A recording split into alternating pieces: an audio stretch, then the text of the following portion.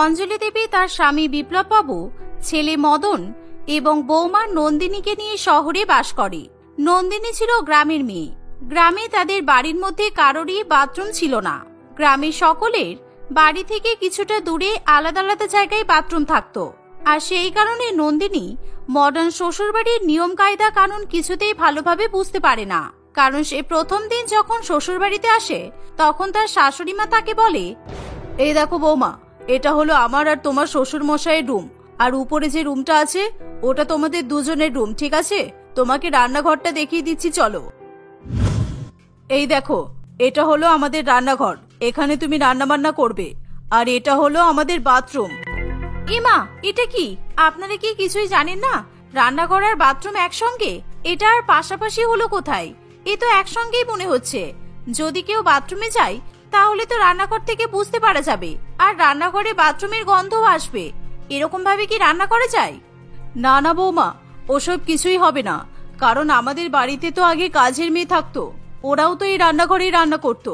কই, তাদের তো কখনো সমস্যা হয়নি। আসলে বাড়িতে বৌমা আসার জন্য আমি ওদেরকে কাজে আসতে বারণ করে দিয়েছি, কারণ এখন তো বাড়ি সামলানোর দায়িত্ব তোমার, তাই না? আপনার সব কথাই তো আমি বুঝতে পারলাম, কিন্তু আমি তো এটা কিছুতেই বুঝতে পারছি না। এই পাশাপাশি বাথরুম আর রান্নাঘর, এটা আবার কেমন কথা? এরকম তো আমরা আগে কখনো দেখিনি। জানেন মা, আমাদের গ্রামে এরকম কখনোই হয় না। তোমাদের গ্রামে হয় না তো আমি কি করব বলো? এটা তো আমাদের শহর, আর শহরে সবকিছুই হয়।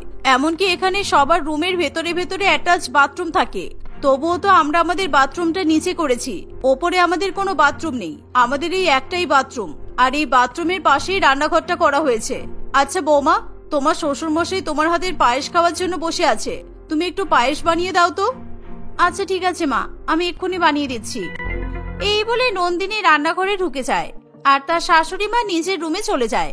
অঞ্জলি দেবী তার স্বামীর কাছে গিয়ে বলে, কি গো শুনছো? নতুন বৌমা তোমার জন্য পায়েস বানাচ্ছে। আজকে তুমি তোমার নতুন বৌমার হাতের পায়েস খাবে তো? কি সত্যি? কিন্তু গিন্নি, আমার পেটটা তো যেন কেমন গুড়গুড় করছে, মনে হচ্ছে আমাকে বাথরুমে যেতে হবে। যাই, একবার আমি হালকা হয়ে আসি, তারপর নতুন বৌমার হাতের পায়েস খাবো। এই বলে বিপ্লব বাবু বাথরুমে চলে যায়। বিপ্লব বাবু যখন বাথরুমে যায় তখন তার নতুন বৌমা নন্দিনী রান্নাঘরে পায়েস বানাতে থাকে। আর কিছুক্ষণ পরেই বাথরুম থেকে গন্ধ আসা শুরু হয়। নন্দিনী ঠিকভাবে পায়েসটা রান্না করতেও পারে না।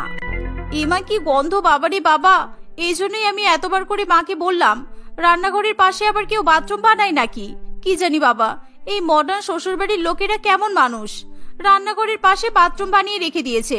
এই এত গন্ধে কি রান্না করা যায়? আর রান্না করার পর খাবো কিভাবে সেটাও তো বুঝতে পারছি না আমি। নন্দিনী মনে মনে এসবই ভাবতে থাকে। কিছুক্ষণ পর বিপ্লব বাবু বাথরুম থেকে বেরিয়ে ডাইনিং টেবিলে গিয়ে বসে পড়ে। জানো তো গিন্নি, আজকে একদম মনের মতো করে পায়েস খাবো, সেই জন্য আমি আগে থেকেই পেটটা খালি করে রেখে দিয়েছি। বিপ্লব বাবুর কথা শুনে অঞ্জলি দেবী হেসে ওঠে। এমনকি মদনও তার বাবার কথা শুনে হাসতে থাকে। সেদিন নন্দিনী রান্না করতে করতে বেশ কিছুটা সময় লাগে, কারণ সে গন্ধ সহ্য করতে না পেরে রান্নাঘরে কিছুতেই দাঁড়াতে পারে না। তাই সে একবার রান্নাঘর এবং একবার বাইরে যাতায়াত করতে থাকে। কিছুক্ষণ পর তার পায়েস রান্না করা হয়ে যায়, তাই সে সবাইকে পায়েস পরিবেশন করে দেয়। নতুন বৌমার হাতের পায়েস খেয়ে সকলেই অনেক প্রশংসা করে। তোমার হাতের পায়েসটা কিন্তু খুবই সুস্বাদু হয়েছে বৌমা। তোমার বাবা তো মনে হয় আরেকটু পায়েস নেবে, কি গো, তাই তো? হ্যাঁ গিন্নি, তুমি একদম ঠিক বলেছো। বৌমা, তোমার হাতে সুস্বাদু পায়েস আমার অনেক ভালো লেগেছে, বলছি কি আমাকে আরেকটু দাও তো। এভাবেই একের পর এক সকলেই নন্দিনীর হাতের পায়েসের প্রশংসা করতে থাকে। দেখতে দেখতে বেশ কিছুদিন কাটে, কিন্তু নন্দিনী রান্নাঘর এবং বাথরুম নিয়ে অনেক বিরক্তিকর পরিস্থিতির মধ্যে থাকে। সে রান্না করতো ঠিকই, কিন্তু বাথরুমের দুর্গন্ধের কারণে সে ঠিকভাবে রান্নাঘরে দাঁড়াতে পারতো না। নন্দিনী, তুমি আমার জন্য তাড়াতাড়ি খাবারটা রেডি করে দাও, আমি ততক্ষণ ফ্রেশ হয়ে আসছি। এই বলে মদন বাথরুমে চলে যায়। মদনের কথা মতো নন্দিনী তার জন্য খাবার রেডি করতে থাকে, কিন্তু কিছুক্ষণ পরই বাথরুম থেকে এত দুর্গন্ধ আসে যে নন্দিনী শেষ পর্যন্ত মুখে মাস্ক পরে খাবার রান্না করতে শুরু করে। সত্যি এরকম ভাবে আর কাজ করা যাবে না দেখছি। কিছু রান্না করতে গেলে সেই খাবারের সুগন্ধ পাওয়া তো দূরের কথা, শুধুমাত্র বাথরুমের গন্ধটাই নাকে আসে। ছি! নন্দিনী নিজের মনে এসব কথা ভাবতে ভাবতে মদনের জন্য খাবার রেডি করে ফেলে। মদন ফ্রেশ হয়ে খাবার খেয়ে অফিসে চলে যায়।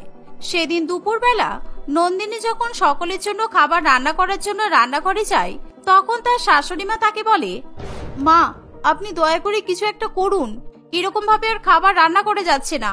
আমি এখন বুঝতে পারছি আপনার বাড়ির কাজের মেয়েগুলো কেন বাড়ি থেকে কাজ ছেড়ে দিয়ে পালিয়েছে। না না বৌমা, তুমি ভুল ভাবছো। ওরা কাজ ছাড়েনি তো, আমি তো ওদেরকে আসতে বারণ করে দিয়েছি। ও আচ্ছা, তাহলে এখনই বুঝতে পারা যাবে ওরা কি নিজের ইচ্ছে মতো কাজ ছেড়েছে, নাকি আপনি যখন ওদেরকে কাজে আসতে বারণ করেছিলেন তখন ওরা কি মন খারাপ করেছিল, নাকি হাসি মুখেই ছিল বলুন তো? কই না তো, ওরা তো কোনো রকম ভাবে মন খারাপ করেনি। আমি যখন ওদেরকে কাজে আসতে বারণ করেছি ওরা তো হাসি খুশি আমার বাড়ি থেকে চলে গেল। তাহলে বুঝতে পারছেন তো, আপনার কাজের মেয়েগুলো ভেবেছে যে এখান থেকে চলে যাওয়া মানে বেঁচে যাওয়া, কারণ রান্নাঘরের পাশেই বাথরুম, আর এত দুর্গন্ধ কি সহ্য করা যায়? না না, ওসব কিছু না। আসলে ওরা হয়তো আরো অন্য কোনো জায়গায় আরো বেশি টাকায় কোনো কাজ পেয়ে গেছে, তাই জন্য ওরা কোনো আফসোস করেনি। মা, আপনি এখনো পর্যন্ত ভুল ধারণা নিয়ে থাকবেন। আমি আপনাকে এত বোঝানোর চেষ্টা করছি, আপনি তবুও কিছু বুঝতে পারছেন না। এই বলে নন্দিনী সেখান থেকে চলে যায়। এভাবেই দেখতে দেখতে আরো কিছুদিন কাটে। দিনের পর দিন নন্দিনী খুবই দুর্বল হয়ে পড়ে। তার খাওয়া দাওয়া প্রায় উঠেই যায়, কারণ রান্নাঘরে রান্না করতে করতে তাকে অনেক দুর্গন্ধ সহ্য করতে হয়, আর সেই জন্য নন্দিনী ঠিকভাবে কোনো খাবারই খেতে পারে না। নন্দিনীর এমন অবস্থা দেখে মদন তাকে বলে, কি ব্যাপার নন্দিনী, তোমার কি হয়েছে বলো তো? তোমার কি শরীর অসুস্থ? তুমি দিনের পর দিন কেমন যেন ভেঙে পড়ছো। তোমাকে দেখে মনে হচ্ছে যেন তোমার অনেক বড় রোগ হয়েছে। কি আর বলবো, দিনের পর দিন আমি কেন এরকম দুর্বল হয়ে যাচ্ছি তুমি কি সত্যিই জানতে চাইছো? যদি তুমি সত্যিই জানতে চাও তাহলে আমার কথা তোমাকে বিশ্বাস করতে হবে, আর তুমি যদি আমার কথা বিশ্বাস না করো তাহলে আমি তোমাকে সত্যিটা বলতে পারবো না, আর বলতেও চাই না। কি হয়েছে সেটা তো আমাকে বলতে হবে। তুমি যদি না বলো তাহলে আমি বুঝবো কি করে? আচ্ছা, তোমার যদি কোনো সমস্যা হয় তাহলে চলো, আমি তোমাকে ডাক্তারের কাছে নিয়ে যাচ্ছি। ওষুধপালা খেলে দুদিনেই ঠিক হয়ে যাবে। এটা ডাক্তারের কাছে যাওয়ার রোগ নয়। আমি কিভাবে কি করব আমি তো নিজেই বুঝতে পারছি না। আমি মাকে কতবার করে বলেছি বাথরুমের পাশে এরকম রান্নাঘর, আমি রান্না করতে পারছি না সেখানে। একবেলা যে শান্তি করে খাবার খাবো আমি সেটাও পারছি না। এই দুর্গন্ধ আমার দ্বারা সহ্য করা যাচ্ছে না মদন। ও আচ্ছা, কিন্তু আমি কি করবো বলো? আমি তো কিছুই করতে পারবো না। একবার তুমি মাকে বলে দেখো, মা যদি কিছু করে তাহলে করতে পারবে, তা না হলে আমি তোমাকে কিভাবেই বা সাহায্য করবো বলো তো? আরে বাবা, আমি তো কতবার করে মাকে বলছি, কিন্তু মা তো আমার কোনো কথা শুনতেই রাজি হচ্ছে না।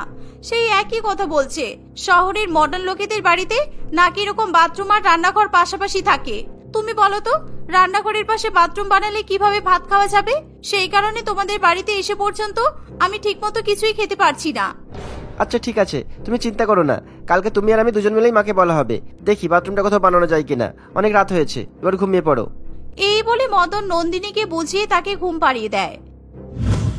এভাবেই দেখতে দেখতে 2-4 দিন কাটে। একদিন মদন তার মাকে বলে, মা, তোমার সঙ্গে একটা কথা ছিল। আসলে তুমি কি চাও তোমার বৌমা দিনের পর দিন অসুস্থ দুর্বল রোগী হয়ে পড়ুক? এ কি বলছিস খোকা? আমি কি এরকম চাইতে পারি বল? আমি কেন এরকম চাইবো? আর কি এমন হয়েছে যে তুই আমাকে আজকে এরকম কথা বলছিস? মা, সারাদিন তো নন্দিনী তোমার চোখের সামনে থাকে, তাহলে তবুও তুমি ওর কষ্ট বুঝতে পারো না? ও তো কয়েকদিন থেকে ভাত না খেয়েই আছে, তারপরেও তো তুমি ওকে একবার জিজ্ঞাসা করো না। ভাত না খেয়ে আছে? কই, আমি তো দেখিনি। কিন্তু বৌমা, তুমি এরকম করছো কেন? আচ্ছা, আমি কি তোমাকে কোনো ছোট বড় কথা বলেছি? না মা, আসলে সেটা নয়। আপনাকে তো আমি অনেকবার বলেছি রান্নাঘর আর বাথরুমের ব্যাপারে, কারণ আমাদের গ্রাম এরকম একদমই নয়। বাথরুম এক জায়গায় আর রান্নাঘর আরেক জায়গায় থাকে আমাদের। আপনাদের এখানে রান্নাঘর বাথরুম একেবারে পাশাপাশি। রান্নাঘরে রান্না করার সময় বাথরুম থেকে এত দুর্গন্ধ আসে, আমি তো রান্নাঘরে দাঁড়িয়ে থাকতেই পারি না। আপনি এবার বলুন তো আমি কিভাবে খাবার খাবো? ও আচ্ছা, তাহলে এই ব্যাপার। কিন্তু মদন, কিন্তু এখন কি করা যায় বলতো?